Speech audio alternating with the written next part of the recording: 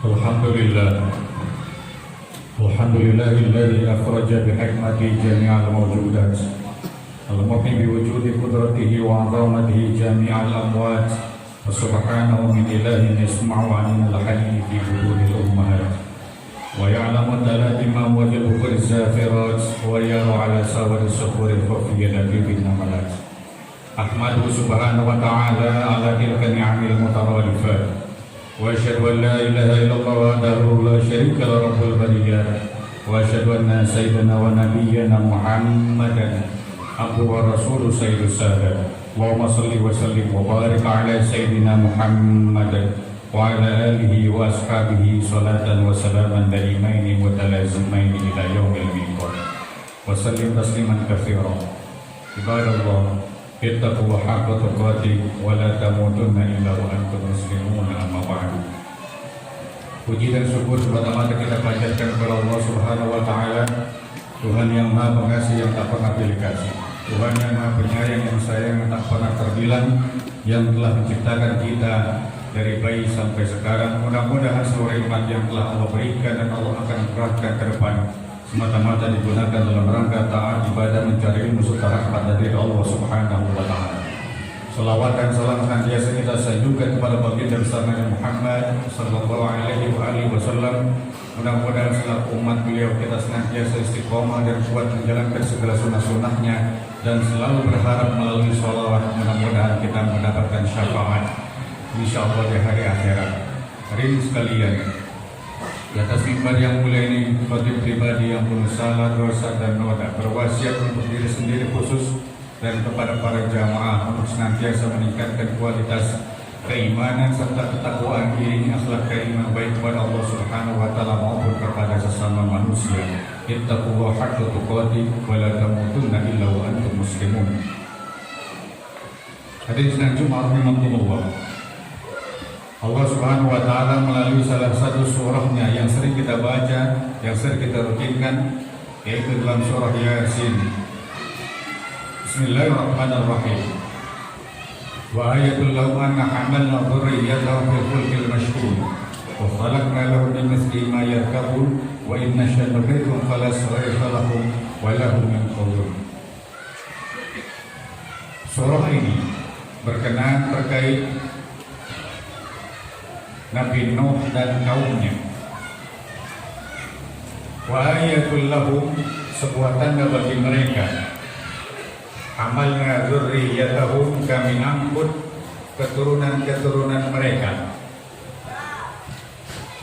Yang dimaksud keturunan-keturunan mereka dalam surah tersebut dengan mengutip tafsir Imam Jalalain, yaitu Imam Muhammad bin Ahmad bin Ibrahim bin Hashim al-Mahalli al-Misri al-Syafi'i, dan Imam Abdurrahman bin Kamal bin Abu Bakar bin Sabiqudin bin Bakr bin Uthman bin Nasir bin Muhammad bin Saifuddin Khudr al-Khudri al-Misri al-Syafi'i, yang dikenal oleh kita yaitu Imam Mahalli dan Imam Jalalain atau Imam Suyuti, bahwa keturunan mereka yaitu aba'ahum al-usula, jadi keturunan-keturunan yang pokok, pangkal, ujung. Surah ini terkait tentang bagaimana ketika itu Nabi Nuh diminta oleh Allah Subhanahu wa Ta'ala untuk mengangkut seluruh makhluk yang ketika itu masih hidup naik ke bahteranya, yaitu perahu besar Nabi Nuh alaihissalam. Nabi Nuh adalah keturunan Nabi Idris. Mungkin separuh sepenggal keturunannya yaitu Amir bin Arfahsyad bin Sam bin Nuh bin Lamah bin Matusyal bin Akhruh bin Ilyarid bin Kinan bin Anush bin Sis bin Adam alaihissalam. Bahwa Nabi Nuh ketika itu diminta untuk memperingatkan umatnya akan terjadi banjir besar. Allah mewahyukan melalui Nabi Nuh untuk menyelamatkan mereka. Nabi Nuh bertanya secara manusiawi, bagaimana caranya? Kata Allah, engkau bikin perahu besar. Bagaimana caranya? Ya engkau tanam pohon. Tanam pohon. Setelah itu engkau buat perahu besar. Hadirin sekalian, ternyata melalui Nabi kita Nuh alaihissalam, teknologi pembuatan perahu dan logam itu berasal dari Nabi Nuh. Dan kemampuan Nabi Nuh dalam mengolah pertanian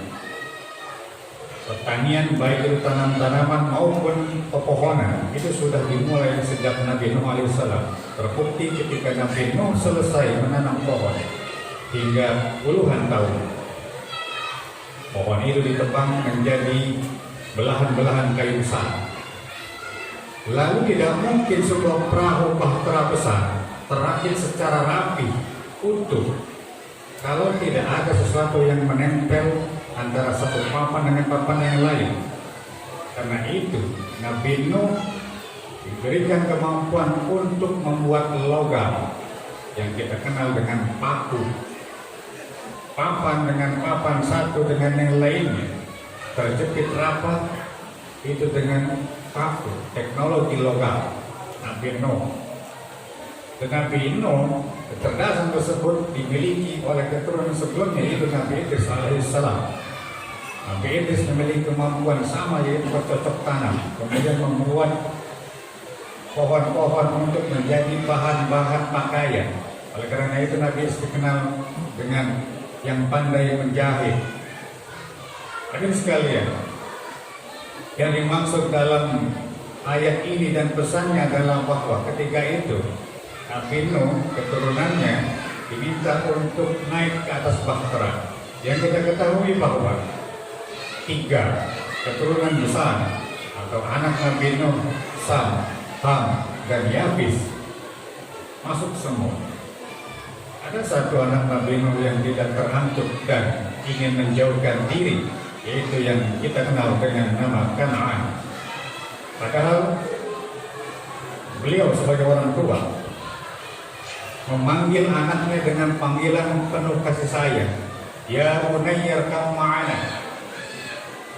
Dalam struktur kalimat bahasa Arab, kata-kata bunayya yaitu kata-kata panggilan sayang, cinta. Sekalipun anaknya Kan'an menjadi tergolong orang-orang kafir, tapi sang ayah masih memiliki rasa kasih sayang, memanggil dengan wahai anakku tercinta, mari naik kapal bersama kami, irkam ma'ana. Tapi apa kata anaknya? Sa'awi ila jabalin ya'simuni minal ma'. Tidak ayah, saya tidak mau naik ke atas perahu, saya akan naik ke atas bukit untuk menyelamatkan saya dari banjir besar. Ternyata banjir melebihi bukitnya. Ini membuktikan bahwa pernah terjadi tragedi besar, yaitu banjir Nabi Nuh sampai menutupi bukit. Dan terbukti sekarang di benua lapisan Turki, yaitu dikenal dengan Bukit Judi atau Bukit Ararat. Diteliti ternyata ada sebuah bongkahan besar, dan ketika diteliti bahwa itu adalah bekas bertenggernya perahu Nabi Nuh alaihissalam. Hadirin sekalian, ketika itu yang masuk ke dalam bahtera Nabi Nuh adalah binatang-binatang yang tidak beriman, keturunan Nabi Nuh yang entah yang mana, Sam, Ham, atau Yafis yang menjadi keturunan Bani Israel. Semua terangkut. Pesannya adalah bahwa dalam urusan kemanusiaan tidak mengenal siapa dia, tidak berimankah atau berimankah, soleh atau toleh, taat maupun bejat. Ketika terjadi kemanusiaan, yang ditolong adalah sisi kemanusiaan. Ini menjadi pelajaran bahwa ketika ada orang dalam hal-hal tertentu yang membutuhkan pertolongan, maka yang diutamakan adalah kemanusiaan. Tidak bertanya engkau Islam atau Kristen atau Yahudi atau Buddha. Kalau itu urusan kemanusiaan, maka pertolongan pertama yang harus kita berikan. Ini pesan yang sangat jauh memang. Hadirin sekalian, singkatnya bahwa teknologi yang digunakan ketika itu adalah teknologi pembuatan perahu. Lalu kata Allah singgung, "Khalaqna lahu min mislihi ma yarkabun." Dan kami juga berikan potensi untuk Nabi Nuh dan generasi setelahnya untuk membuat perahu sejenis atau mesin mesin-mesin sejenis, sehingga muncullah mobil dan lain sebagainya. Jadi teknologi memang sudah dimulai oleh orang-orang kita, terutama oleh pendahulu kita, yaitu para nabi. Teknologi cuma tidak sistematis dan ternamakan. Lalu kemudian pada ayat berikutnya, wa inna syadukrikum fala sarifalahum walahum min qulub. Kata Allah, hai Nuh dan kaumnya, ketika engkau sudah selamat, jangan merasa sombong, jangan euforia kesenangan. Andaikan kami mau, wa in nasya nughriqhum, kami tenggelamkan engkau dan umatmu. Fala sarifa lahum, tidak ada yang bisa menolong illa rahmatan minna, kecuali kasih sayang dari kami, rahmat dari kami. Hadirin sekalian, kerahmatan Allah itu lintas situasi, kondisi apapun. Kalau rahmat Allah sudah turun, itu lintas generasi, lintas agama, lintas apapun. Apa buktinya? Sering kita mengucapkan Bismillahirrahmanirrahim dengan menyebut nama Allah yang Maha Rahman, Maha Pengasih, dan Maha Rahim, Maha Penyayang. Sebagian besar ulama kita maknai rahman adalah kasih sayang Allah yang diberikan kepada seluruh makhluknya tanpa terkecuali. Dari mulai sejak Nabi Adam sampai Nabi terakhir, semua mendapatkan rahmannya. Mau yang sholat, mau yang tidak, mau yang taat maupun yang tidak, semua akan mendapatkan rahmatnya. Jangan heran kalau ada orang yang tidak rajin ibadah, tidak beriman, tapi urusannya lancar, rezekinya berlimpah, nama baiknya tinggi. Sementara orang yang rajin sholat, banyak masalah, kesulitan, selalu bertubi-tubi. Jangan heran, karena rahmat Allah dibagikan kepada siapa saja. Bahkan binatang ketika melahirkan, kemudian induknya, kakinya bergeser agar tidak terkena anak yang baru lahir, menghindari supaya tidak terinjak, itu bagian dari rahmat Allah. Mereka kebagian rahmatnya. Yang kita ketahui bahwa rahmat Allah ada 100, yang satu diteteskan ke muka bumi sejak Nabi Adam sampai sekarang, semuanya kebagian dan bahkan masih ada sisa. Pertanyaannya, lalu di manakah 99 lainnya? Allah simpan bagi mereka yang sudah berani mempertahankan keimanan sampai wafat. Itu yang disebut rahimnya Allah. Dan jangan pesimis. Sekalipun kita beribadah, urusan bertubi-tubi berlimpah juga, tapi rahimnya Allah akan kita dapatkan khusus untuk orang beriman. Oleh karena itu, dalam menyikapi kehidupan, entah mereka punya harta atau tidak, entah beribadah atau tidak, semuanya kebagian rahmatnya. Tapi orang beriman dengan keyakinan yang penuh, maka kerahiman akan kita dapatkan. Oleh karena itu, dari sekalian, dalam ayat itu, illa rahmatan minna, kasih sayang kami, kami berikan kepada mereka.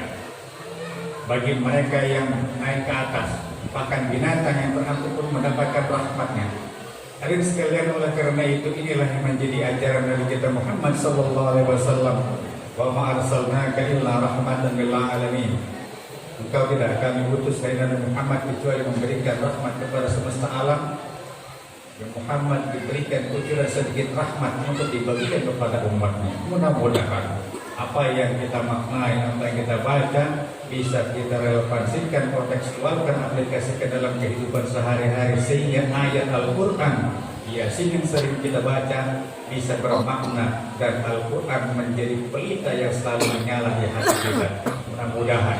Karena itu, dalam hidup tidak hanya mengandalkan mata, tapi harus mengandalkan pelita. Apa perbedaan mata dengan pelita? Mata, kalau lampu mati tengah malam, kita tidak tahu mana jalan keluar, mana pagar, mana selokan, mana sendal saya, mana sendal orang. Mata mati, mata tidak melihat kalau lampu gelap. Tapi pelita akan hidup laksana lampu darurat. Kalau lampu semua mati, maka dia akan hidup. Sekalipun depan, kiri, kanan, atas, bawah semuanya gelap, dia bagaikan ikan di lautan yang tidak pernah asin, tetap lurus dan istiqomah. Mudah-mudahan bisa bermanfaat. Barakallahu li wa lakum fil Qur'anil azim wa nafa'ani wa iyyakum bima fihi minal ayati wal dzikril hakim wa taqabbal minni wa minkum tilawatahu innahu samiul alim. Aqulu qawli hadza wa astaghfirul azim li wa lakum wa lisairil muslimina wal muslimat wal mu'minina wal mu'minat fastaghfiruhu innahu huwal ghafurur rahim.